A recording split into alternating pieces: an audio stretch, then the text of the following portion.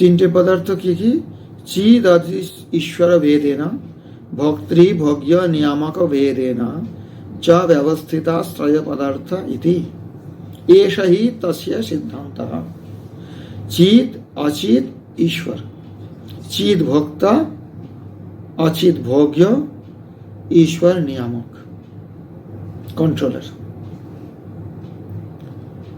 ব্যবস্থিতা ত্রয় পদার্থ ইতি, তিনটে পদার্থ মানছে। তদুক্তম ঈশ্বর চিত অচিত চেতি পদার্থ ত্রিতয়ং হরি ঈশ্বরশ্চিদিতি প্रोक्त জীব দৃশ্যম অচিত পুনঃ। রামানুজ দর্শনের এটাই সিদ্ধান্ত। চিত মানে হচ্ছে সোল, আত্মা। চিত অচিত মানে হচ্ছে ইউনিভার্স, সমস্ত জড় ব্রহ্মাণ্ড, জড় বস্তু। আর ঈশ্বর, যাকে গড বলো, ভগবান বলো, তার ভেদে ক্রমশ ভোক্তা, অর্থাৎ চিত হলো এনজয়ার, অচিত হলো ভোগ্য মানে এই যে জড় জগৎ, আর নিয়ামক কন্ট্রোলার হলো ঈশ্বর। तीन प्रकार के निश्चित पदार्थ है, तीनटे निश्चित पदार्थ, जैनদের মতো অনিশ্চিত নয়, স্যাদবাদ নয়, এটা निश्चित पदार्थ।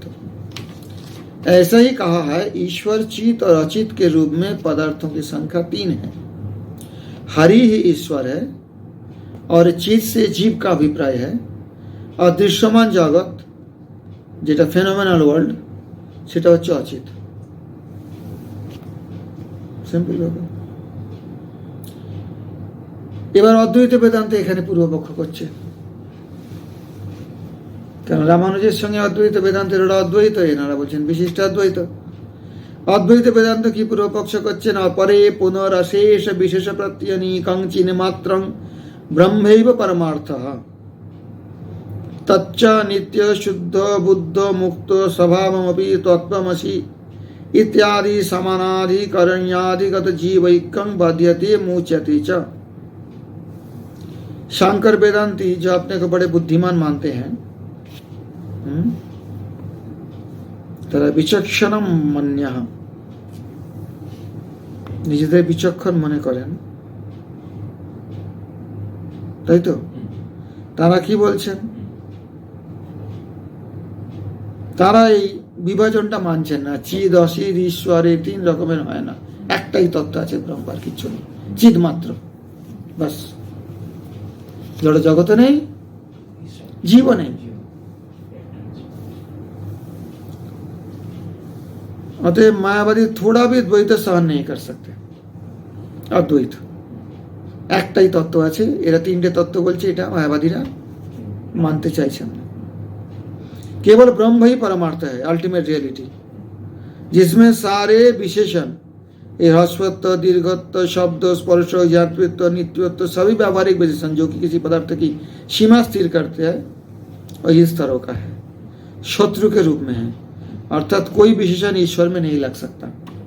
ब्रह्मे कोनो विशेषण लगবে না, তিনি ছোট কি বড়, শব্দ গ্রাহ্য কি স্পর্শ গ্রাহ্য, তিনি জ্ঞাতা কি অজ্ঞাতা, জ্ঞাতা নন, তিনি নিত্য অনিত্য, এই যত বিশেষণ, এগুলো কি করে? একটা পদার্থের লিমিট স্থির করে।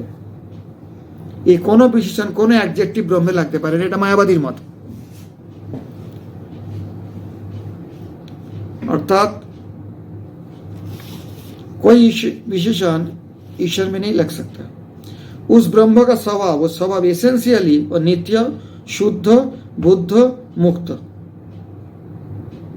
तो फिर तत्वमसि, दाउ आर्ट दैट, वो तुम ही हो, छांदोग्योपनिषद कथा। इस तरह की वाक्यों से ज्ञात होने वाले समानाधिकरण्य, समानाधिकरण्य माने जीव और ब्रह्म का एक होना, समानाधिकरण एक आधार, आइडेंटिटी से उसकी एकता जीव के साथ सिद्ध होती है। এটা মায়াবাদীদের মত।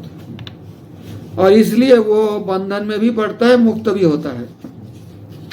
যখন সে জীব হয়ে যাচ্ছে তখন বন্ধনে পড়ছে, যখন এই একই চিৎ তত্ত্ব মুক্ত হয়ে যাচ্ছে, জানছে কি আমি ব্রহ্ম, তখন মুক্ত হয়ে যাচ্ছে। অর্থাৎ তত্ত্ব একটাই, 3টে নয়। तत्वमसि का अर्थ है वो तुम हो, अर्थात ब्रह्म ही जीव है। এটা অনেকবার রিপিট করা আছে, তত্ত্বমসি শ্বেতকেত, তত্ত্বমসি শ্বেতকেত, একটা একটা করে ব্যাখ্যা করছি, তার তত্ত্বমসি শ্বেতকেত 9 বার না করে একেবারে রিপিট আছে ওখানে, বারবার পুনরাবৃত্তি হয়েছে। শঙ্করাচার্য বলে এটা বেদের মহাবাক্য, একটা 4টের মধ্যে একটা। অতএব তুমি ब्रह्म। यद्यपि ब्रह्म मुक्त है किंतु उपयुक्त वाक्य में दोनों की एकता होने के कारण जीव के रूप में ब्रह्म बंधन में पड़ता है। तत्तमसि, যখন त्वम তখন সে জীব বন্ধনে পড়েছে, যখন তৎ তখন সে मुक्त ब्रह्म। जीव और ब्रह्म का ऐक्य जब साक्षात्कार हो जाता है तब वह ब्रह्म मुक्त हो जाता है। একটাই আলটিমেট রিয়েলিটি আছে, ব্রহ্ম, দ্বিতীয় কোনো চেতন নেই। অর্থাৎ জীবের অস্তিত্ব অ্যাকচুয়ালি মায়াবাদী স্বীকার করে না, সেপারেট নেই, জীব ও ব্রহ্ম হইব না পারো। হ্যাঁ, আর যখন ঐক্য সাক্ষাৎকার হয়ে গেল যে আমি সেই, তখন মুক্ত।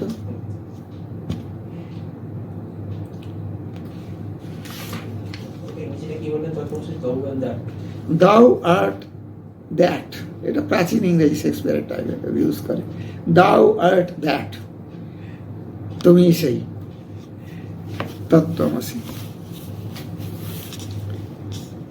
उस ब्रह्म के अतिरिक्त, এখানে এবার আর একটা কথা বলছে, তদতিরিক্ত নানাবিধ ভক্তি ভক্তব্যাদি ভেদ প্রপঞ্চ সর্বোপি তস্মিন অবিদ্যয়া পরিকল্পিত।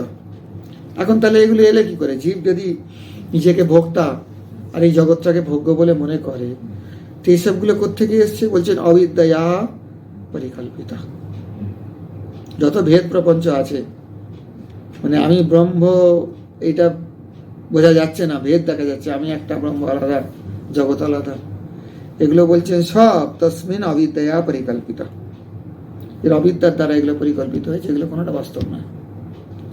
সদেব সৌম্যেদম অগ্রবাসীদ একমেব দ্বিতীয়াং ছন্দক উপনিষদের শ্লোক ইত্যাদি বচন নিচয় প্রামাণ্যাৎ ইতি ব্রুবাণঃ তরতি শোকমাত্মবিদ, এটা ছন্দক উপনিষদের।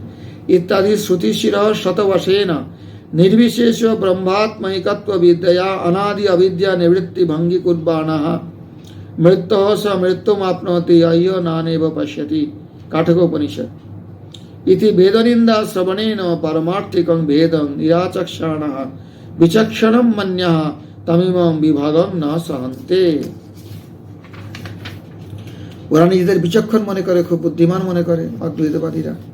তারা বলছে ब्रह्मेर अतिरिक्त भोक्ता भोग्य आदि जे भेदों के रूप में नाना प्रकार के प्रपंच विस्तार, universe of diversities, universe of মানে বহু কি বলবে, ভেদের জগৎ, জগতে ডাইভার্সিটি আছে না, একটা বস্তু আর একটা বস্তুর মতো নয়, বিভিন্ন প্রকারের।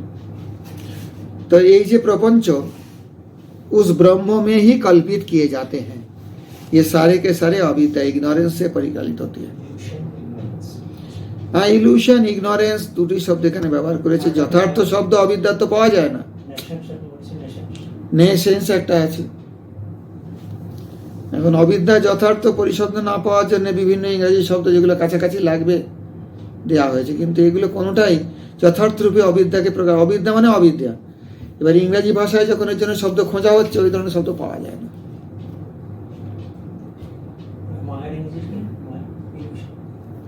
ইলিউশন বলতে ভ্রম বলা হয় বাস্তবে, জগতের এমনি ইলিউশনগুলোকে ইলিউশন বলা হয়, ভ্রম।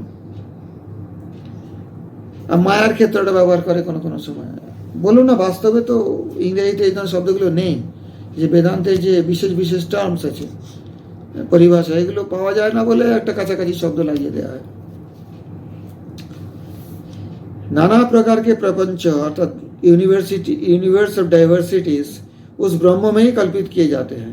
ये सारे के सारे अविद्या से परिचालित होते हैं।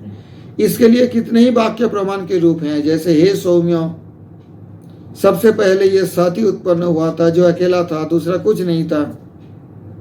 सदैव सौम्यम अग्रम आसीत, उपनिषद सब।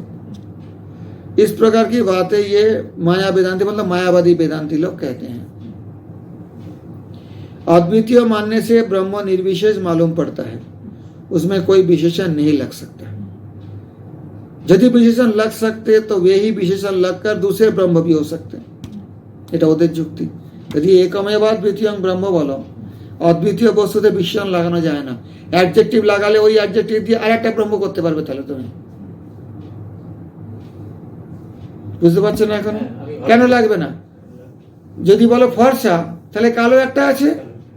যদি একই বস্তু থাকে তাহলে যদি ফর্সা বলতে কালো যদি না থাকে ফর্সাও নেই, যা আছে তাই আছে, তার সঙ্গে কোনো বিশেষণ লাগানো যায় না।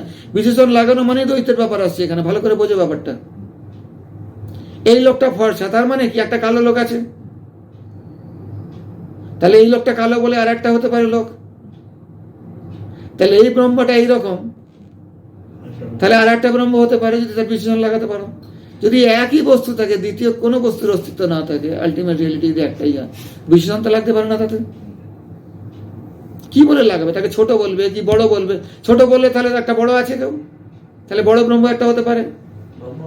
যদি এটাকে বড় ব্রহ্ম বলে তাহলে ছোট ব্রহ্ম একটা হতে পারে। এটা মায়াবাদীর যুক্তি। যখন একই বস্তু, সেখানে তুমি অ্যাডজেক্টিভ কি করে লাগাচ্ছ?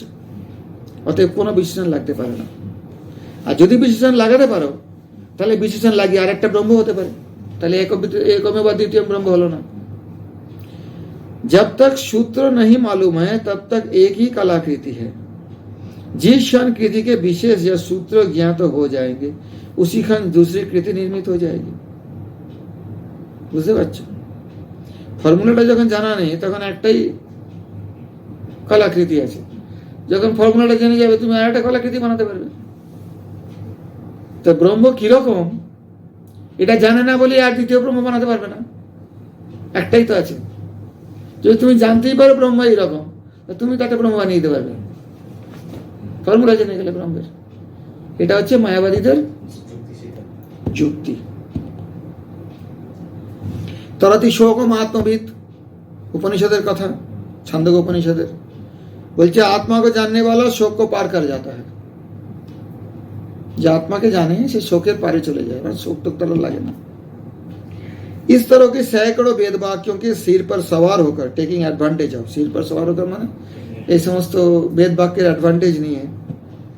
निर्विशेष ब्रह्म और आत्मा के एकत्व, आइडेंटिटी के ज्ञान से आत्मा के शुद्ध रूप का साक्षात्कार करके, ये मायावादीদের मत, अनादिकाल से चली आने वाली अविद्या की निवृत्ति हो जाती है, ऐसा वे स्वीकार करते हैं।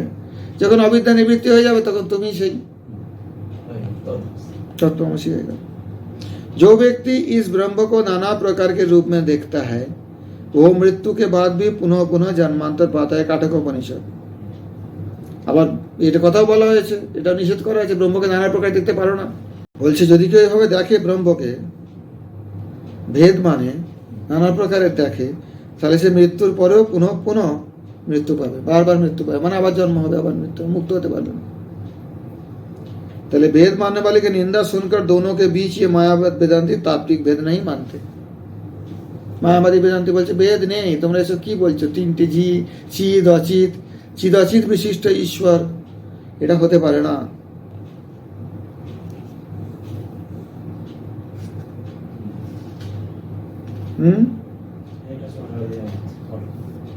এটা অদ্বৈতবাদীদের প্রতিপক্ষ।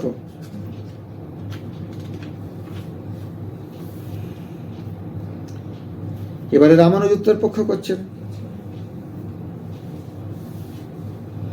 তত্রায়ং সমাধিরবিধীয়তে ভবেদেতদেবং यदि अविद्यायां प्रमाणं विद्येत ननु इदम अनादि भावरूपं ज्ञान निर्वर्तम अज्ञानम अहम अज्ञम आमन्यं च न जानामि इति प्रत्यक्ष प्रमाण सिद्धम तदुक्तम अनादि भावरूपं यद विज्ञानेन विलीयते तदज्ञानम इति प्राज्ञा लक्षणं संप्रचक्षते।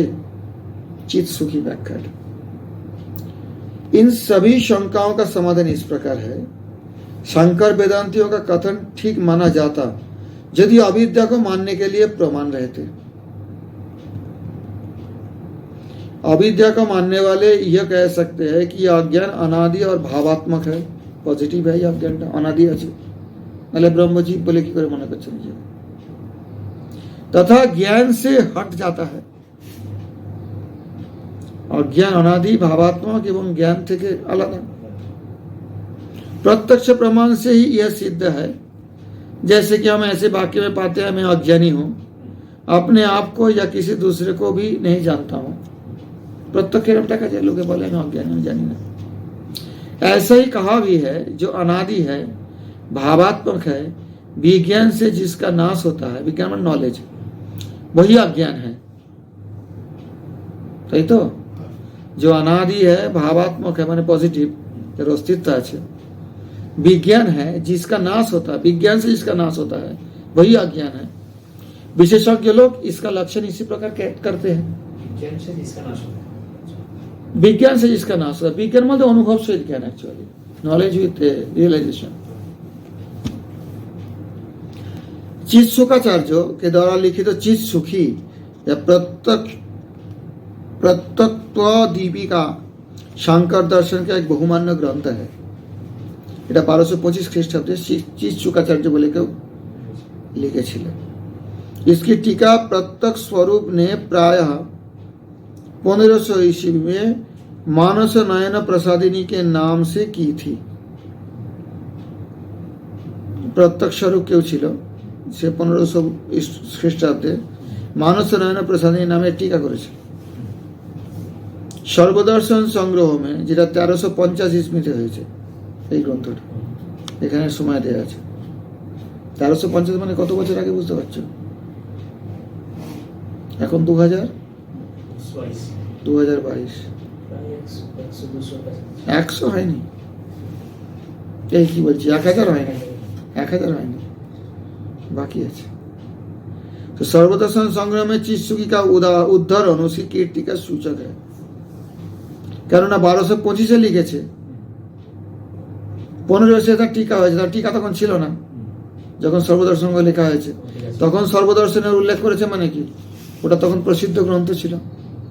1225 আর এটা লেখা হয়েছে 1350, মানে ধরো 125 বছরের মধ্যে ওই বইটা এত প্রসিদ্ধ ছিল কি ওটাকে বিশেষ করে উল্লেখ করেছেন এখানে এই সায়ন মাধবাচার্য।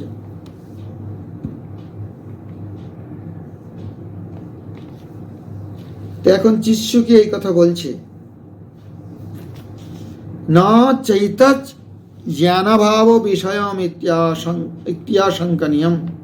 ইত্যাশঙ্কনীয়ম को एवं ब्रूयात् प्रभाकर करावलंबी भट्टदत्त हस्तो वा नाद्यः स्वरूप पर रूपावयं नित्यं सदसदात्मके वस्तुनि जायते किंचित कैश्चित् रूपं कदाचन भावांतरम अभावो हि कयाचित् व्यपेक्षया भावांतराद अभावन्यो न कश्चित् अनिरूपणात् इति वदता भावव्यतिरिक्तस्य अभावस्य अनभ्युपगमात्।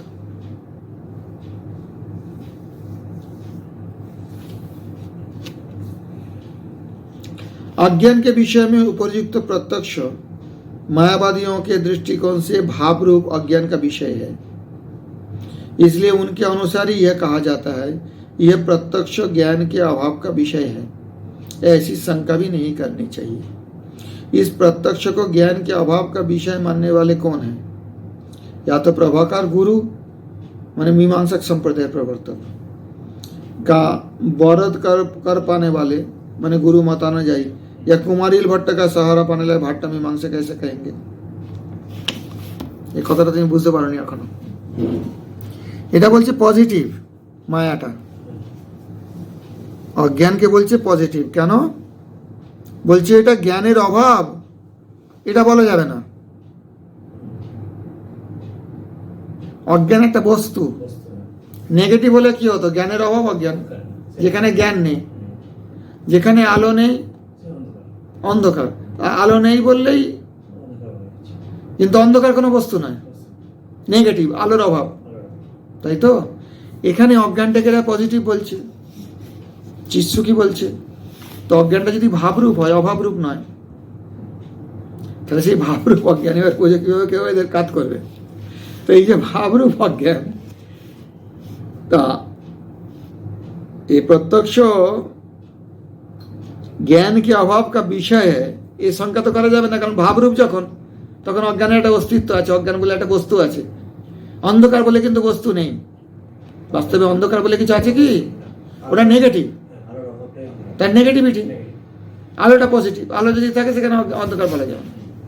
আলোর অভাব অন্ধকার, মানে অন্ধকার কিন্তু ভাবরূপ নয়, অভাবরূপ। বুঝতে পারছো ব্যাপারটা? অন্ধকারটা অভাবরূপ, আলোটা ভাবরূপ। তো এখানে যদি অজ্ঞানটাকে অভাবরূপ না বলে ভাবরূপ মানে, তাহলে কি হচ্ছে? তাহলে এই অজ্ঞানের কারণেই প্রত্যক্ষ জ্ঞান হচ্ছে। অজ্ঞানের জন্য প্রত্যক্ষ জ্ঞান হচ্ছে, নাহলে তো এসব কিছু নেই।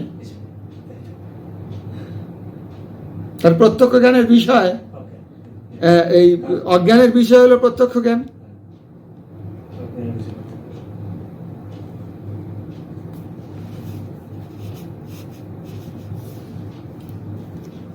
इस प्रत्यक्ष का ज्ञान के अभाव का विषय मानने वाला कौन है? यदि प्रत्यक्ष ज्ञान के अभाव का विषय है, এটা বলতে পারবে না। प्रत्यक्ष के ज्ञान के अभाव का विषय मानने वाला कौन है? या तो प्रभाकर गुरु माने मीमांसक संप्रदायर একজন, অথবা কুমারিল ভট্টর, ও ভট্ট মীমাংসক বলা হয় ওদের, মীমাংসা শাস্ত্রগুলো পড়বে, মীমাংসা দর্শন আছে আগে। प्रभाकर को गुरु उपाधि मिलने के विषय में एक दंत कथा है। एक बार दंत कथा মানে বলে হয় মুখে, কে দেখেছে কবে হয়েছে, এসব অনেক পুরনো কথা। এটা তো এখানে ভট্ট দত্ত হস্ত বলছে, তার মানে এটা 1350 খ্রিস্টাব্দের লেখা, তার আগেকার ব্যাপার এগুলো, এইসব ব্যক্তিগুলো। एक बार इनके अध्यापक एक ग्रंथ में ये पढ़कर परेशान थे, अत्र तू नोक्तम तत्रापि नोक्तम। परेशानी का कारण यह था कि दोनों स्थान पर पदार्थ का कथन किया गया था, जबकि ये पंक्तियां ठीक उल्टी बातें सूचित कर रही थी। गुरु की परेशानी से प्रभाकर की बुद्धि जाग उठी और उन्होंने इस पंक्तियों के इस रूप में पढ़ा, अत्र तुना उक्तम, यहाँ तू शब्द के द्वारा उल्लेख है, तत्र अपि न उक्तम, वहां अपि शब्द से उल्लेख है। स्मरणीय है कि पहले के ग्रंथों में अक्षर सटा सटा कर लिखे जाते थे, इसलिए इस तरह की कठिनाई अध्यापक की हुई। गुरु ने कहा कि प्रभाकर आज से तुम ही गुरु हो। वही कारण है कि प्रभाकर गुरु कहलाए। ওই যে এখানে বলছে না, ওই যে প্রভাকর করাবলম্বী ভট্ট দত্ত হস্তবা,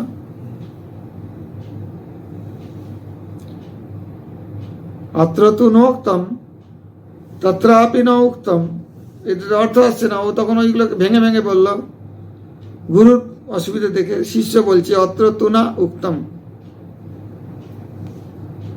অথবা তত্র আপি না উক্তম। এখানে ওটা বলা হয়নি আর ওখানেও কিন্তু বলা হয়নি, একই অর্থ এসে গেল, না তো বিপরীত হয়ে যাচ্ছে। তখন ওর গুরু বললো, তাহলে আজ থেকে তুমি গুরু।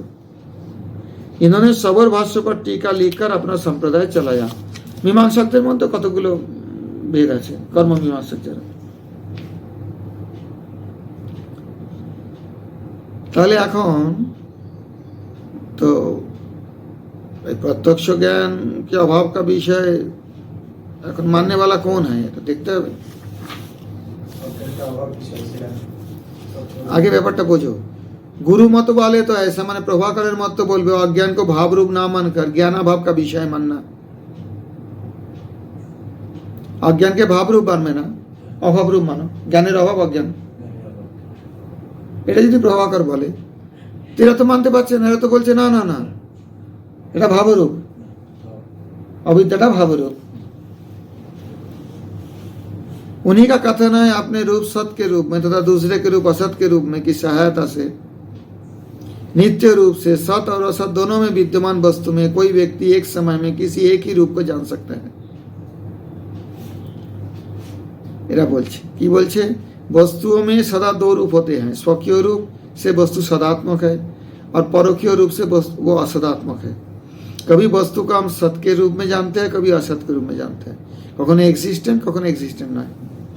जब सत के रूप में कोई गुण जाना जाता है उस समय उससे भिन्न या परोक्षीय गुण असत रहेंगे ही। आम के फल में रूप रस आदि सभी है, कभी रूप को जानते हैं उस समय रस का ज्ञान नहीं होता। हमें रूपटा जानছি, हमें रसटा जानছি না, टॉक की मिष्टी। अतः सत रूप में ज्ञान के समय भी असत रहता है, ওটা তো এক্সিস্টিং না আমের রূপটা, কিন্তু তার মধ্যে অসতের কিছুটা আছে। असत কোনটা एग्जिस्ट है, हमें सादरा जानছি না, रसटा जानছি না। असत के ज्ञान के समय में भी सत है, परंतु यह प्रकृति का नियम है कि व्यक्ति एक समय में किसी एक को ही जान सकता है। यद्यपि दूसरा रूप भी दूसरे समय में यथावत जाना जा सकता है, अतः सत और असत में कोई अंतर नहीं। এটা হচ্ছে प्रभाकर मत। अभाव एक प्रकार का दूसरा भाव एंटिटी है, এটা ন্যায় তো মানে অভাবকে বস্তু মানে। ঝাঁঝি অত বড় নৈয়ায়িক ছিলেন, উনি কিন্তু বলতেন বাবা এটা হয় কোনোদিন, যুক্তি তর্ক দিয়ে খাড়া করলেই যাবে। বস্তু না থাকা হচ্ছে অভাব, অভাব আর বস্তু কি করে হয়? এগুলো মানে না কে হ্যাঁ করা জোর করে তর্ক করে। तो अभाव एक प्रकार का दूसरा भाव है जो किसी न किसी व्यापेक्षा से प्रकट किया जाता है। व्यापेक्षा किसके वजह से संबंध औसत के निरूपण की इच्छा से प्रकट किया जाता है। एक अन्य भाव, भाव के विशेष भेद के अतिरिक्त अभाव नामक कोई पदार्थ नहीं है, क्योंकि उसका निरूपण नहीं हो सकता। पृथ्वी में घट का अत्यंत अभाव पृथ्वी का स्वरूप मात्र है, पॉजिटिव है। घट का प्राग अभाव मिट्टी में, ध्वंसाभाव खपड़ा में, अन्यन्नाभाव पट आदि है। বুঝতে পারছো? মিট্টিতে প্রাগ অভাব, ঘট তৈরি হতে পারে কিন্তু হয়নি, মাটি আছে, ভেঙে গেছে, খাপড়া আছে, কপাল আছে, ঘট নেই। অন্যান্য ভাব পট, পটে কোনোদিন ঘট ছিল না, হবেও না, পটটা ঘট নয়, ঘটটা পট নয়। इस प्रकार घट के चारों अभाव, अत्यंत अभाव, प्राग अभाव, এটা प्राग भाव लिखेছে কেন, प्रध्वंस भाव और अन्य भाव किसी न किसी भाव के ही रूप में है। বলছে কতটা পজিটিভ এন্টিটি রূপেই আছে। অত অভাব भाव ही का दूसरा नाम है जो असत पदार्थ की अभिव्यक्ति के लिए प्रयुक्त होता है। বুঝো কিরকম কঠিন ব্যাপার হচ্ছে যুক্তিটা। অভাবটা বলছে ভাবেরই একটা রূপ। কেন? এখানে কি প্রমাণ দিল? ঘটের যদি অভাব বলো তো কি রকম অভাব? যদি বলো প্রাগ অভাব হয় তো মাটি তো আছে, এক্সিস্টেন্ট আছে একটা বস্তু। প্রধ্বংস ভাব যদি হয় তো খাপড়াটা আছে। অন্যান্য ভাব যদি হয় তো এখানে পট আছে, ঘট নেই, পট তো আছে। আর একটা হচ্ছে তোমার কি বলে অত্যন্ত ভাব।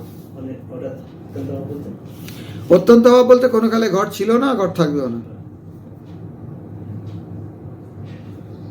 ये कहकर प्रभाकर के मतानुযায়ী भाव के अतिरिक्त अभाव पदार्थ को स्वीकार ही नहीं करते।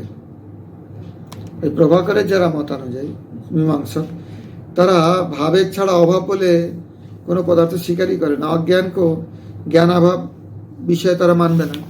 জ্ঞানের অভাব অজ্ঞানতা মানবে না, বলে অজ্ঞান একটা বিষয়, একটা ভাব। তো এখানে শঙ্কর বেদান্ত দ্বারা পূর্বপক্ষ যে স্থাপনা হচ্ছে, तो शंकर जखन अज्ञान के भाव रूप मानते हैं, इसके लिए मीमांसक से भी ये स्वीकार करवा लेते हैं कि अभाव भाव रूप है। तो मानते तो अभाव भाव रूप है, अर्थात अज्ञान इजिकल टू ज्ञान अभाव इजिकल टू ज्ञान भाव इजिकल टू भाव रूप, पॉजिटिव इग्नोरेंस। अज्ञान इक्वल टू ज्ञान अभाव इजिकल टू ज्ञान भाव, ज्ञान अभाव नয়, ज्ञान भाव, ज्ञान भाव रूप एग्जिस्टिंग। अपने अज्ञान को ज्ञानाभाव कहना वे किसी मूल्य पर भी स्वीकार नहीं करते। বুঝতে পারছো? এই পয়েন্টগুলো জানতে হবে। অজ্ঞানটাকে জ্ঞানাভাব ওরা বলছে না, বলছে না আলোর অভাবকে আমরা অন্ধকার বলছি, অন্ধকার বলে কোনো বস্তু নেই। জ্ঞানের অভাবটাকে যদি অজ্ঞান বলো তাহলে অজ্ঞান বলে কোনো বস্তু নেই, জ্ঞানের অভাব। কিন্তু এরা বলছে না, জ্ঞানাভাব অজ্ঞান নয়, অজ্ঞান একটা আলাদা ভাব। বলছি এই অজ্ঞান ইকুয়াল টু জ্ঞানাভাব ইকুয়াল টু জ্ঞান ভাব ইকুয়াল টু ভাব রূপ, এটা হচ্ছে আপনার প্রভাকর মত। তো প্রভাকর মতকে শঙ্কর স্বীকার করে নিচ্ছে, তো ওইখানে এই ক্ষেত্রে তাহলে মেনে নিচ্ছে। হ্যাঁ মেনে নিচ্ছে, তাই তো বলছি। ওদিকে দুজনের মধ্যে এই বাতও স্বীকার করছে, স্বীকার করবা लेते हैं मीमांसा का से भी जो अभाव भाव रूप আছে। সত্যি শঙ্কর মত নেই, এবার যেটা বলছেন না, এর আগেও তো প্রভাকর মত বললো না, এই যে আপনার রূপ এই লাইনটা এই শঙ্কর মতটাই প্রভাকর মত মেনে নিল, ও মানিয়ে নিল, মানে তাকেও স্বীকার করিয়ে নিচ্ছে তাদের দিয়ে। যে অভাবটা একটা বস্তু। अपने अज्ञान को ज्ञानाभाव कहना वे किसी मूल्य पर भी स्वीकार नहीं करते। यही अज्ञान सारे मायाजाल की सृष्टि करता है। यदि ज्ञानाभाव इसे मान लेंगे तो इसकी विश्व सृजन शक्ति भी नष्ट हो जाएगी। কেন মানতে পারছে না ওরা? এই ব্যাপারটা বুঝতে হবে। যদি মনে করো অজ্ঞান মানে জ্ঞানের অভাব, তাহলে অজ্ঞানী বিশ্বটা সৃষ্টি করলে কি করে? ব্রহ্মের মধ্যে একটা এ তৈরি করে, ভ্রম তৈরি করে। যদি কিছু না থাকলে অজ্ঞান, জ্ঞান স্বরূপ ব্রহ্ম। তো জ্ঞান স্বরূপ যদি ব্রহ্ম হয়, ব্রহ্ম যদি অবিকারী হয় তাহলে এই যে অবিদ্যা এই সমস্ত জগৎ প্রপঞ্চ করলো কি করে যদি অভাব হয়? ওই যে ঘটের মধ্যে আকাশ রয়েছে, ওটা পরের উদাহরণ, ওটা অন্য ব্যাপার।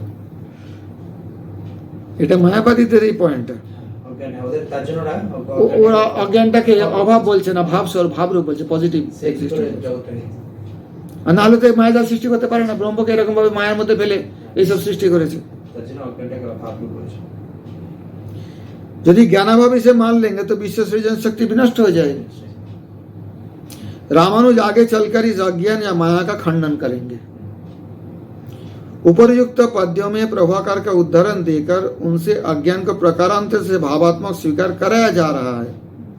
प्रभाकर भाव का ही एक दूसरा रूप अभाव मानते हैं, उससे पृथक नहीं। प्रभाकर भावेरই একটা रूप अभाव मानছে, आलादा नहीं मानছে ना। तो एक तरह से उन्होंने शंकर की स्थिति ही स्वीकार कर ली, যদিও কিন্তু মীমাংসক আর শঙ্করের মধ্যে বিরোধ আছে ভয়ঙ্কর।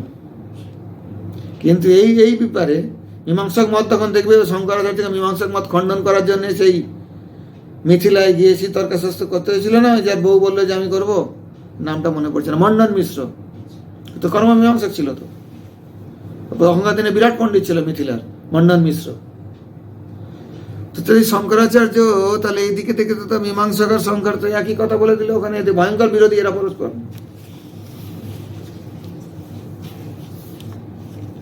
ন দ্বিতীয়, এবার যদি ভাট্ট মীমাংসক বলো, একটা তো প্রভাকর মীমাংসক, মীমাংসকদের মধ্যে ভেদ আছে, হ্যাঁ ভাট্ট মীমাংসক, এটা কুমারিল ভট্টকে বলছে না কাকে বলছে এখানে? ভাট্ট মীমাংসকের মতো হবে না, কেন? অভাবস্য ষষ্ঠ প্রমাণ গোচরত্বেন জ্ঞানস্য নিত্বানুমেয়ত্বেন न तदाभावस्य प्रत्यक्ष विषयत्व अनुपपत्तिः। यदि पुनः प्रत्यक्ष अभाववादी कश्चिदेव आचक्षित तं प्रत्याचक्षित अहमज्ञ इत्यस्मिन् अनुभवे अहम इत्यात्मनो अभावधर्मितया ज्ञानस्य प्रतियोगितया चावगतिरस्ति न वा? अस्ति चेत विरोधादेव न ज्ञानानुभव, न चेत धर्मी प्रतियोगी ज्ञान सापेक्ष ज्ञानाभावानुभव सुतरां न संभवति। तस्या ज्ञानस्य भावरूपत्वे प्रागुक्त दूषणाभावात् अयम अनुभवो भावरूप अज्ञान गोचर एवाभ्युपगंतव्य इति। दूसरी ओर भाट्ट मीमांसक भी ऐसा नहीं कह सकते। अभाव का ज्ञान उनके अनुसार छठे प्रमाण से होती है, अनुपलब्धि, प्रत्यक्ष प्रमाण से नहीं। प्रत्यक्ष प्रमाण से अभाव कोई नहीं दिखा सकते हैं।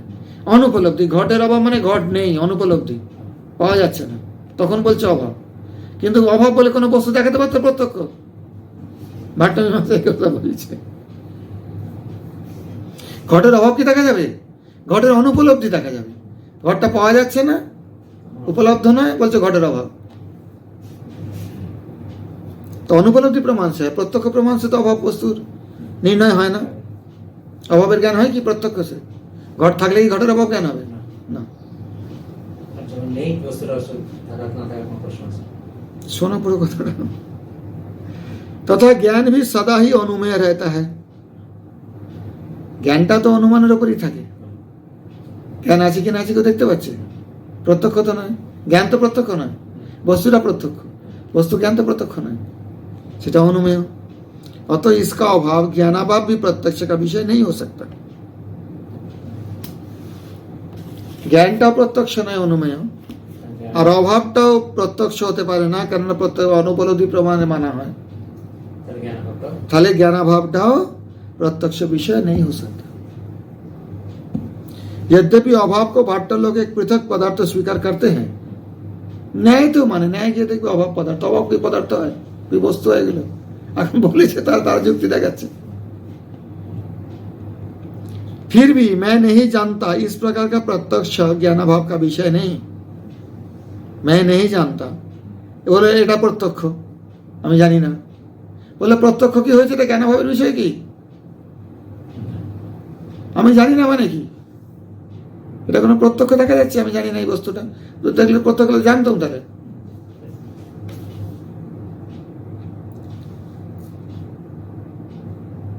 এইসব খুব মাথা ঘামানোর ব্যাপার আছে, বুঝতে পারছো?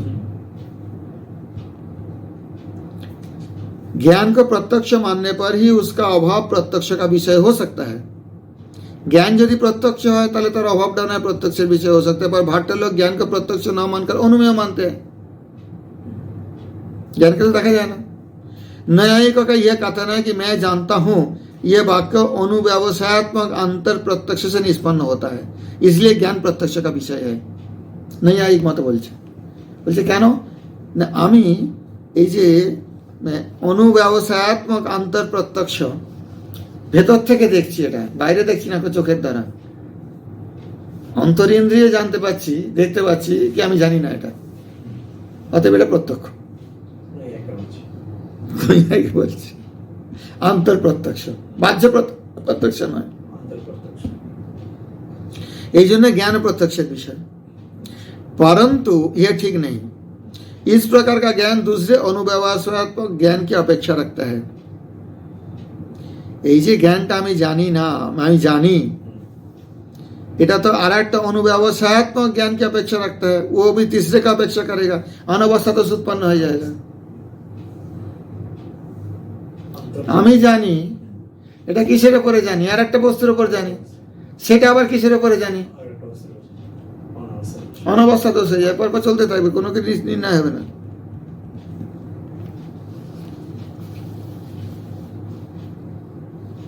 इसलिए ज्ञान को भाट्ट मतानुसार स्वप्रकाशक मानना ही उपयुक्त है। भाट्ट मत বলছে জ্ঞানটা দ্বীপের মতো, স্বপ্রকাশক মানে নিজেকে প্রকাশ করে দ্বীপ, আর পারিপার্শ্বিক যে সমস্ত বস্তুগুলো আছে সেগুলোকে প্রকাশ করে, स्वप्रकाशक দ্বীপের মতো মানাই যথার্থ। एक द्वीप दूसरे द्वीप से प्रकाशित नहीं होता। একটা দ্বীপ দিয়ে আরেক দ্বীপ প্রকাশিত হয় কি না, দ্বীপ स्वयं प्रकाशित है, अपना प्रकाशन आप ही करता है। निष्कर्ष यह है कि ज्ञान इनके अनुसार अतीन्द्रिय है। বুঝতে পারছো? ভাট্ট মতানুসার इंद्रियर अतीत, इंद्रियर ऊपर अतीन्द्रिय। प्रत्यक्ष के योग्य पदार्थ का अभाव भले ही प्रत्यक्ष हो, लेकिन प्रत्यक्ष से ग्रहो न करने योग्य पदार्थ जैसे ज्ञान का अभाव भी प्रत्यक्ष का विषय नहीं है। प्रत्यक्ष के योग्य पदार्थ का अभाव भले ही प्रत्यक्ष हो, ওরা বলছে ঘট নেই, এটা আমরা প্রত্যক্ষ দেখতে পাচ্ছি, তাহলে এখানে অভাবটা প্রত্যক্ষ হলো, বাকি সব আছে, ঘট নেই, তাহলে ঘটের অভাব। लेकिन प्रत्यक्ष से ग्रहण न करने योग्य पदार्थ, যেরকম জ্ঞান, জ্ঞান তো আর দেখতে হবে না, জ্ঞান আছে কি না আছে, চোখে দেখা যায়, জ্ঞানটাকে অনুমান করা যায়, সে কথাতে বা তার ক্রিয়াতে। तो ज्ञान के अभाव भी प्रत्यक्ष का विषय नहीं। फलित ये हुआ कि मैं अज्ञ हूं, ये प्रत्यक्ष ज्ञानाभाव का विषय नहीं, भाव स्वरूप अज्ञान का ही विषय मानना पड़ेगा। আমি যে অজ্ঞ, এটা কোত্থেকে জানলো, জ্ঞানকে তো দেখা যায় না, অনুমেয়, তাহলে আমি যে অজ্ঞ, এই অজ্ঞতা বলছে ভাব স্বরূপ অজ্ঞান, এই অজ্ঞতাটা একটা ভাব, এটা এক্সিস্টেন্ট, এটা জ্ঞানের অভাব নয়, এই জন্য অজ্ঞানের বিষয় মানতে হবে এটাকে, সেটা আছে জ্ঞানের অভাব বলে না। मैं অজ্ঞ হো বলছে প্রত্যক্ষ বস্তুর অভাব তার অনুপলব্ধিতে হয়, ঘটের অনুপলব্ধিতে বলছি, এখানে প্রত্যক্ষ করছি, এখানে ঘট নেই, বাকি সব জিনিস রয়েছে, ঘটের অভাব, কিন্তু জ্ঞান তো প্রত্যক্ষ নয়, তাহলে আমি অজ্ঞ, এর মানে এই নয় যে আমি দেখছি এখানে জ্ঞানটা নেই। মাস্কারা হয়ে যাচ্ছে নাকি? না না, এত ভালো বাপরে। হ্যাঁ, ঘটের অভাবটা তো প্রত্যক্ষ করতে পারছি। হ্যাঁ, প্রত্যক্ষ এই জন্য করতে পারছি কি বাকি বস্তুগুলো আছে ওটা নেই, ঘট নেই, এটা তো চোখে দেখছি, তখন বলছি ঘটের অভাব আছে। জ্ঞান তো প্রত্যক্ষ নয়, অনুমেয়, সুতরাং জ্ঞানের অভাবটা, তো জ্ঞানের অভাবটা তো প্রত্যক্ষ কি করে করবো আমি, যেটা অনুমান সেটা অভাব প্রত্যক্ষ দেখা যাবে না তো, জ্ঞানের অভাবটা অনুমেয়, সুতরাং ওটা একটা অভাব। অতএব আমি অজ্ঞ, मैं অজ্ঞ हूं, এটা একটা ভাব, এটা একটা এক্সিস্টেন্ট, এটা জ্ঞানের অভাব নয়, বলা যাবে না। মাথা চল করছো কি, এত সবে শুরু।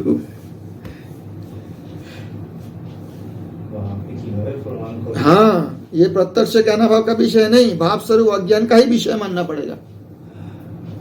ज्ञानाभाव का प्रत्यक्ष नहीं है, प्रत्यक्ष ज्ञानाभाव नहीं है, सिंपल कन्वर्सन।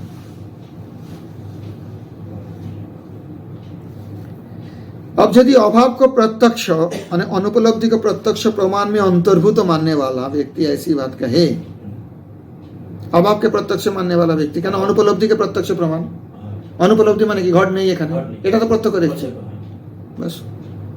यदि ये व्यक्ति ऐसी बात कहे तो उससे पूछना चाहिए मैं अज्ञ हूँ इस प्रकार के प्रत्यक्ष अनुभव में, मैं अज्ञ हूँ এটা प्रत्यक्ष अनुभव তুমি বলছো ঠিক আছে, अभाव धर्म के रूप में या ज्ञान के प्रतियोगी के रूप में आत्मा की अवगति, अहम कौन, अहम पदार्थवाच्य के चेतन आत्मा, এই জড় বস্তুগুলো তো অহম জ্ঞান নেই, এই টেবিলটা তো অহম বলবে না, বলবে কি এই পেনটা কি অহম বলবে, বলবে না। অহম কে বলছে, अहम शब्द वाच्य जे, अस्मत् शब्द वाच्य जे, अस्मत् शब्द वाच्य था आत्मा चेतन, তাহলে अहम शब्द से प्रतीत होने वाली की अवगति ज्ञान एप्रिहेंशन होती है या नहीं।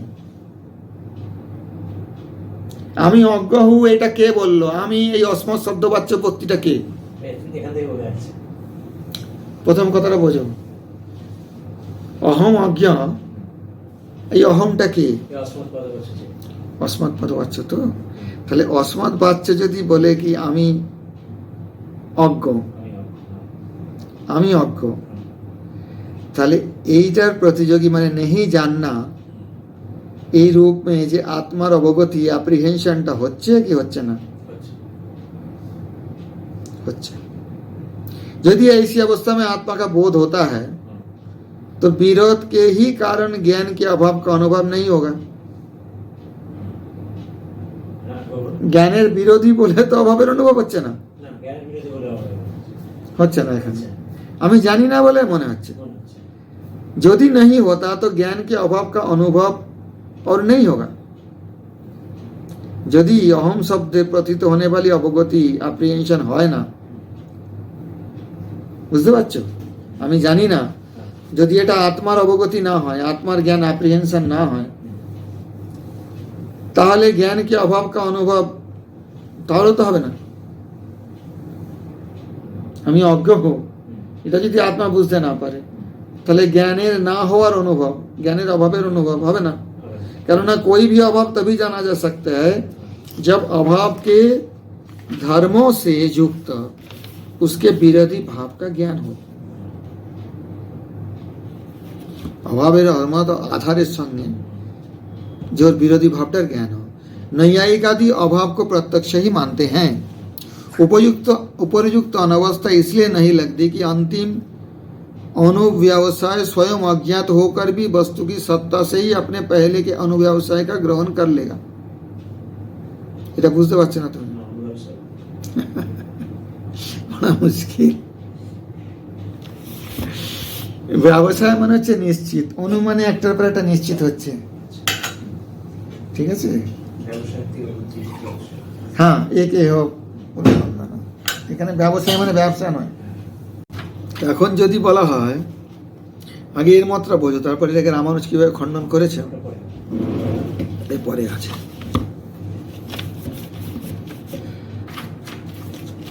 এর মুখ্য উদ্দেশ্য হচ্ছে অজ্ঞানটা হচ্ছে অভাবের বিষয় না, ভাব ভাব স্বরূপ, এটা বোঝানোর জন্য ওই এত রকমের যুক্তি দেখাচ্ছে। দ্বিতীয় যুক্তিটা একটা যুক্তি।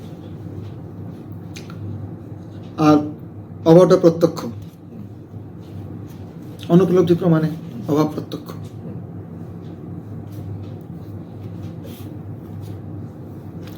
তো এখন তাকে বলতে হবে এই যে অহম, আগে অস্মৎ শব্দ বাচ্চ, যে অস্মৎ শব্দতে প্রতীত হনে পারি, তাকে দেখা যাচ্ছে না। অস্মৎ কে, সে কিন্তু প্রত্যক্ষ নয়। আমি কে, আমার কাছে এটা প্রত্যক্ষ নয়, অন্যদের কাছে প্রত্যক্ষ নয়। চেতনটাকে দেখা যাচ্ছে নাকি? তাহলে সে শুধু অনুভব করছে। অস্মৎ শব্দ বাচ্চ যে, সে প্রত্যক্ষ হচ্ছে না, কিন্তু তার দ্বারা অনুভূত হচ্ছে। যে অস্মৎ শব্দ বাচ্চ নয়, তার দ্বারা কোনো কিছু অনুভব হবে না। ঘট থাকলেও অনুভব হবে না, ঘটের অভাব হলেও অনুভব হবে না। যে অস্মৎ শব্দ বাচ্চ চেতন, তার ক্ষেত্রেই ঘট অথবা ঘটাভাবের অনুভব হওয়া সম্ভব। যে অস্মৎ শব্দ বাচ্চ নয়, তার কাছে তো ঘটও নয়, ঘটাভাব কোনোটাই অনুভূতি হবে না, কোনোটাই অনুভব হবে না। তাহলে এখন এই যে অভাব ধর্মকে रूप में या ज्ञान के प्रतियोगी के रूप में, মানে জ্ঞানের অভাবটাই, জ্ঞান না থাকাটাই কি অভাব, জ্ঞানের বিরোধী কি অভাব, অথবা অভাব একটা আলাদা ধর্ম। এখানে आत्मा की अवगति होती है ना नहीं, ये प्रत्यक्ष अनुभव में अभाव धर्म के रूप में या ज्ञान के प्रतियोगी के रूप में आत्मा की अवगति होती है या नहीं।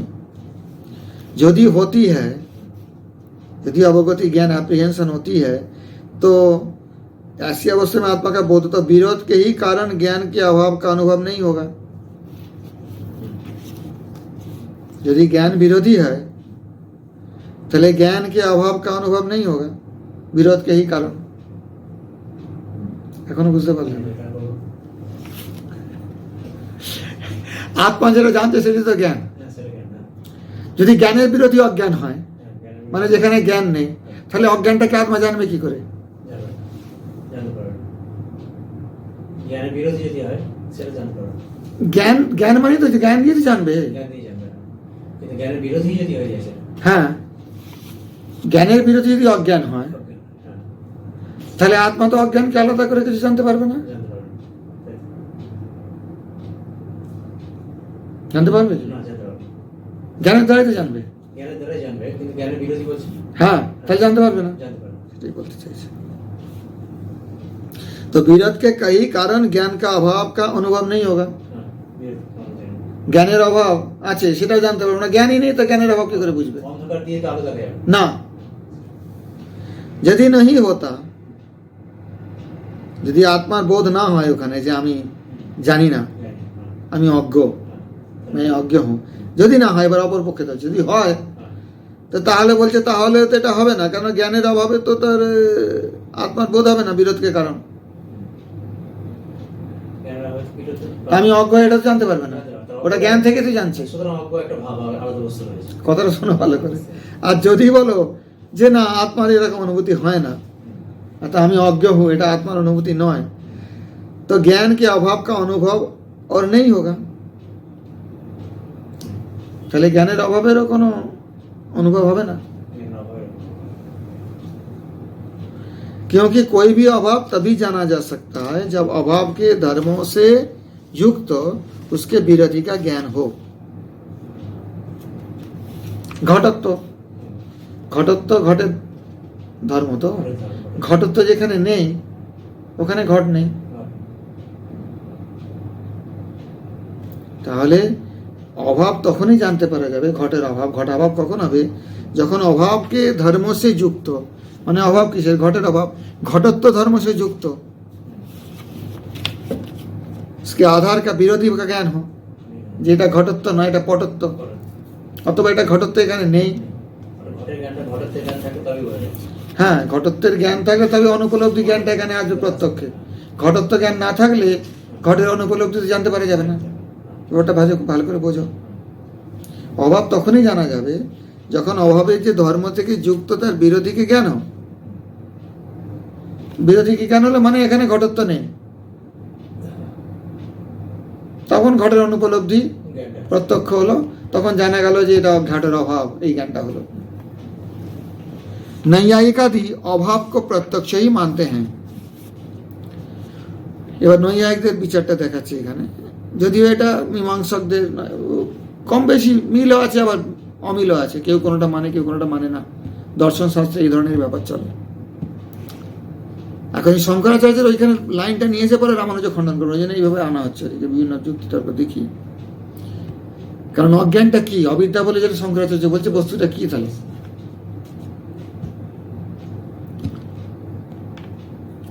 उपरयुक्त अनावस्था इसलिए नहीं लगती कि अंतिम अनुव्यवसाय स्वयं अज्ञात होकर भी वस्तु की सत्ता से ही अपने पहले की अनुव्यवसाय का ग्रहण कर लेगा। अनावस्था दोष কেন এখানে হবে না বলছে, এর আগে যে অনাবস্থা দোষ বলা হয়েছে, এই যে পর পর পর পর হতে থাকবে। আগে একটা অনাবস্থা দোষ হয়েছিল না, এই যে অনুব্যবসায়াত্মক জ্ঞান, মানে একটা ধারণা থেকে তো একটা, সেটা আবার আরেকটা দিকে ধারণা করতে হচ্ছে, আরেকটা দিকে ধারণা করতে হচ্ছে, এরকম অনাবস্থা দোষ হয়ে যাচ্ছে। এখানে অনাবস্থা দোষ इसलिए नहीं लगती कि अंतिम अनुव्यवसाय স্বয়ং অজ্ঞাত होकर भी अंतिमे कोनटा হবে जानছি না, সেটা অজ্ঞাত, किंतु वस्तु की सत्ता से ही अपने पहले के अनुव्यवसाय का ग्रहण कर लेगा। বস্তুর সত্তা থেকে তার আগের অনুব্যবসায়টা গ্রহণ করে নেবে, অন্তিম অবস্থা না, তার আগেরটা আছে তো। ज्ञान दो तरह के है, परगत और स्वगत। पूरा के पूरा परगत ज्ञान निर्विकल्प तथा स्वगत ज्ञान अतीन्द्रिय है। परगत ज्ञान निर्विकल्प है, সেখানে কোনো বিকল্প নেই, আর स्वगत ज्ञान अतीन्द्रिय মানে इंद्रिय अतीत। स्वगत स्वगत सविकल्प ज्ञान प्रत्यक्ष का विषय है। स्वगत सविकल्प ज्ञान, निर्विकल्पक नয়, इसलिए इनके मतानुसार अहम अज्ञ यह प्रत्यक्ष अनुभव ज्ञानाभाव का विषय है, ऐसा कह सकते हैं। বুঝতে পারছো? এই যে প্রত্যক্ষ অনুভব আমি অজ্ঞ, অহম অজ্ঞ, এটা জ্ঞানাভাবের বিষয়, এরকম বলা যাবে। কেন স্বগত সবিকল্প জ্ঞান, নির্বিকল্প জ্ঞান সবিকল্প জ্ঞান আছে। নির্বিকল্প জ্ঞান মানে সেখানে কোনো নেই, বিকল্প নেই, আর সবিকল্পক মানে সেখানে বিকল্প আছে। তো এখানে অহম অজ্ঞ प्रत्यक्ष अनुभव ज्ञानाभाव का विषय है बोला जाए। इस संप्रदाय से अद्वैत वेदांती पूछते हैं, এবার अद्वैत तो मीमांसकদের विरोधी, अद्वैत वेदांती पूछते हैं कि मैं अज्ञ हूं, মানে मैं ज्ञानाभाव संपन्न हूं। জ্ঞানাভাব একটা বস্তু, সেইটা আছে, भाव तो ज्ञानाभाव संपन्न हूं। इस अनुभव में ज्ञानाभाव को आधार मानने के कारण अहम अर्थ वाली आत्मा का ज्ञान होता है कि नहीं। अद्वैत वेदांती ওদের প্রশ্ন করছে যে আমি অজ্ঞ, অহম অজ্ঞ, অর্থাৎ জ্ঞান অভাব সম্পন্ন হই, এই যে অনুভবে এখানে জ্ঞানাভাবকে যদি আধার মানা হয়, কোনটার উপর অনুভব? জ্ঞানাভাবের অনুভব হচ্ছে, তাহলে অহম অর্থবালী আত্মা কা জ্ঞান হতা হয় কি নেই? অহম যে বলছে অহম অজ্ঞ, হ্যাঁ होता है। अच्छा, তাহলে अहम अर्थ वाली जो आत्मा, उसका ज्ञान होता है कि नहीं होता है? ज्ञानाभाव का आधार मानने के कारण, उसी अनुभव में ज्ञानाभाव का विरोधी होने के कारण ज्ञान का ज्ञान होता है कि नहीं? उसी अनुभव में ज्ञानाभाव का विरोधी होने के कारण ज्ञानेर विरोधी ज्ञानाभाव, ज्ञानेर अनुभव है, तो ज्ञानेर ज्ञान है कि ना? यदि होता तो ज्ञान की सत्ता माननी पड़ेगी। আমি অজ্ঞ হুঁ যখন বলছি তখন কে বলছে? সেটা অহম বলছে, তো অহমের জ্ঞান হচ্ছে তো এটা যে আমি অজ্ঞ, তো জ্ঞানের সত্তা মানতে হবে, জ্ঞান আছে তার, জ্ঞানের দ্বারাই তো বুঝতে পারছি আমি অজ্ঞ, নাই কি করে জানতে পারছি আমি অজ্ঞ? এটা শঙ্করাচার্যের মত হচ্ছে মীমাংসকদের বিরুদ্ধে, মীমাংসককে খণ্ডন করার জন্য শঙ্করাচার্য এই মত দিচ্ছেন। অদ্বৈত বেদান্তীরা শঙ্করাচার্য দিয়েছেন কি পরবর্তীকালে, যাই হোক চলে আসছে ওটা অদ্বৈত মতে। তাহলে আমি যে অজ্ঞ, আমি যে ज्ञानाभाव संपन्न, এই অনুভবটা ज्ञानाभाव को आधार मानने के कारण अहम अर्थ वाली आत्मा का ज्ञान होता है कि नहीं होता है? यदि उसी अनुभव में ज्ञानाभाव का विरोधी होने के कारण ज्ञान का ज्ञान होता है, ज्ञान का ज्ञान होता है कि नहीं? ताहले यदि होता है तो ज्ञान की सत्ता माननी पड़ेगी। ज्ञानाभाव कहाँ है और कहाँ है उसका अनुभव? জ্ঞানাভাব যদি একটা বস্তু আছে, সেটা কোথায় আছে? তার অনুভবটা কোথায় আছে? তো জ্ঞানের দ্বারা অনুভব হচ্ছে আমি অজ্ঞ, জ্ঞানাভাবের দ্বারা তো অনুভব হচ্ছে না। অহম অজ্ঞ, এটা কি অহম বস্তু তো অনুভবটা করবে? সে কিসের দ্বারা অনুভব করছে? জ্ঞানের দ্বারা করছে যে অনুভব দ্বারা করছে? জ্ঞানের দ্বারা করছে। তাহলে জ্ঞানাভাবটা কোথায়? এখানে জ্ঞানের অস্তিত্ব আছে এখানে, তো জ্ঞানাভাবটা কোথায় আর তার অনুভবটাই বা কোথায়? আর যদি বলো যে না, অহম অর্থবালী आत्मा का ज्ञान হয় না, कि আমি অজ্ঞ, অহম অজ্ঞ, मैं ज्ञानाभाव संपन्न हूँ, এই প্রকারের ज्ञान হয় না, यदि नहीं है तो ज्ञानाभाव रहने पर भी इसका अनुभव नहीं होगा, क्योंकि अभाव का ज्ञान तभी संभव है जब अभाव का आधार का ज्ञान हो। यदि बोलो कि अहम अर्थ वाली आत्मार ज्ञान হয় না, তাহলে জ্ঞানাভাব रहने पर भी इसका अनुभव नहीं होगा। জ্ঞানাভাব থাকলেও অনুভব হবে না কি আমি অজ্ঞ। জ্ঞানাভাব থাকলেও জ্ঞানাভাব রূপ বস্তু যদি থাকেও তোমরা বলো, থাকলে তো আমার অনুভব হয় না আমি অজ্ঞ। কি করে অনুভব করবে? তো জ্ঞান, জ্ঞান দরকার, তো জ্ঞান দিয়ে তো করতে হবে। अभाव का ज्ञान तभी संभव है जब अभाव के आधार का ज्ञान हो। যে অভাব আছে এই জ্ঞানটা হবে তবে তো জানবে অভাব হয়েছে। জ্ঞানের অনুভবটা হবে তবেই তো বুঝবো জ্ঞান অভাব আছে। তো জ্ঞানের দ্বারাই তো হবে। अभाव के प्रतियोगी का ज्ञान हो, अभाव के आधार का ज्ञान हो, अभाव के प्रतियोगी का ज्ञान हो। घट के बिना ज्ञान हुए घटाभाव जानना असंभव है। তোমার যদি ঘটের জ্ঞান নেই তাহলে ঘট নেই তুমি কি করে বললে? এখানে ঘট কি তুমি তাই জানো না। এই ঘরের মধ্যে বলছি এখানে ঘট আছে কি না আছে। তোমার যদি ঘটের জ্ঞান না থাকে তুমি ঘটাভাবের জ্ঞান তোমার মধ্যে থাকতে পারে কি?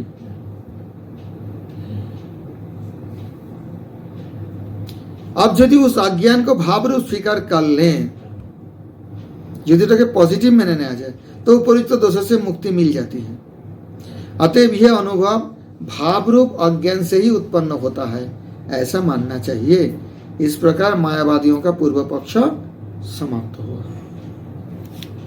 ওটা যদি পজিটিভ মেনে নাও, মানে জ্ঞানভাবটা যদি পজিটিভ মেনে নিই, অজ্ঞানটাকে যদি পজিটিভ মেনে নাও, অজ্ঞানটা জ্ঞানাভাব নয়, অজ্ঞানটা যদি পজিটিভ, তাহলে সেই অজ্ঞানটাকে জ্ঞানের দ্বারা জানতে পারছি এটা অজ্ঞান। জ্ঞান বিরোধী নয়। জ্ঞান বিরোধী বলতে জ্ঞানের দ্বারা তো জ্ঞানাভাবকে জানা যাবে না, জ্ঞানের দ্বারা তো জ্ঞানভাবকে জানা যাবে না। না অজ্ঞানকে জানা যাবে। হ্যাঁ, অজ্ঞানকে জানা না না, জ্ঞানের দ্বারাই তো জ্ঞানাভাবকে জানছে। এখানে যদি জ্ঞানটা জ্ঞানের বিরোধী হয়, কিন্তু অজ্ঞান যদি একটা বস্তু হয়, পজিটিভ হয়, যদি জ্ঞানের অভাব অজ্ঞান না হয়, জ্ঞানের অভাব যদি আপনার না হয়, জ্ঞানের অভাব যদি না হয় অজ্ঞান, তাহলে অহম অজ্ঞ এই কথাটা তো জ্ঞান জানতে পারবে। অহমজ্ঞ কথা জানা যাবে। আমি কালো, এটা জ্ঞান জানছে। কেন? কালো একটা আমার গুণ বিশেষণ, যাই বলো, হ্যাঁ, এই বস্তুটা কালো, এটা কি দিয়ে জানছে? জ্ঞানের দ্বারা জানছে। কে জানছে? অহম জানছে। অসম শব্দবাচ্য যে আত্মা, সে জানছে। কথাটা বুঝতে পারছো? আমি কালো, এটা তো অস্ম শব্দ হচ্ছে, আমি জানছি। কার দ্বারা জানতো? জ্ঞানের দ্বারা জানতো। জ্ঞানের অভাব যদি অজ্ঞান হয় তাহলে তো অজ্ঞানকে কোনোদিনই জানতে পারবো না, জ্ঞান দিয়ে তো জানতে হবে। জ্ঞান দিয়ে জানতে হবে, তাই না? জ্ঞানের অভাব না, অজ্ঞানের বস্তু। অজ্ঞানটা আলাদা, পজিটিভ, এক্সিস্টেন্ট। अतएव यह अनुभव भाव रूप अज्ञान से ही उत्पन्न होता है ऐसा मानना चाहिए। এটা হলো মায়াবাদীদের পূর্ব পক্ষান্তর।